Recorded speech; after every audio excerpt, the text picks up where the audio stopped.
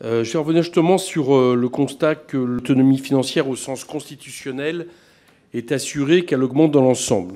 Alors cependant, d'une part, cela ne permet pas de dire que toutes les collectivités, dans le détail, vont bien financièrement, comme l'a d'ailleurs relevé André Léniel au dernier comité des finances locales. D'autre part, comme vous le rappelez d'ailleurs, l'autonomie financière ne prend pas en compte la ressource numéro 1 pour l'autofinancement des collectivités, la DGF, et la ressource numéro 1 pour l'investissement, c'est-à-dire le fonds de compensation pour la taxe sur la valeur ajoutée. Or, la DGF a d'abord été rabotée par la contribution au redressement des finances publiques, puis rongée par l'inflation pendant des années, avant d'augmenter timidement l'année dernière.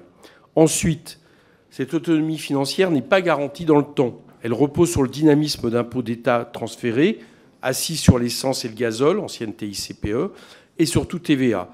Mais si la conjoncture se retourne, cette autonomie serait en péril. Pendant la crise Covid, lorsque la TVA a chuté de 15 milliards d'euros en 2020, seules les régions percevaient 4 milliards en remplacement de leur ancienne DGF.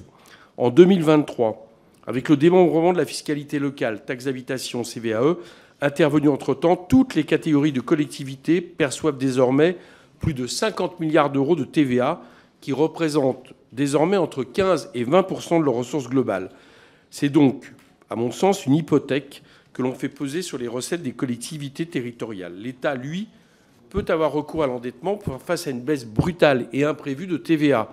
Mais l'endettement des collectivités est bien plus encadré, vous le savez, et ne peut financer que l'investissement. Même si l'autonomie financière augmente, il existe donc un risque nouveau sur les recettes que l'on réalisera seulement avec la prochaine crise. Vous relevez justement dans votre communication que les élus locaux ont le sentiment de perte de maîtrise sur leurs recettes. Moi, à mon sens, c'est quand même plus qu'un sentiment, c'est une réalité. Je rappelle que nos plus anciens impôts créés dans le sillage de la déclaration de 1789 qui proclamait le consentement à l'impôt et la nécessité d'une contribution publique étaient des impôts locaux. Contribution foncière, impôt sur les portes et fenêtres, contribution mobilière. C'est tout cet héritage fiscal qui a été affaibli, voire détruit en quelques décennies avec une accélération récente. D'où mes deux autres questions. Quel est donc le projet que vous proposez par rapport à ça pour l'avenir?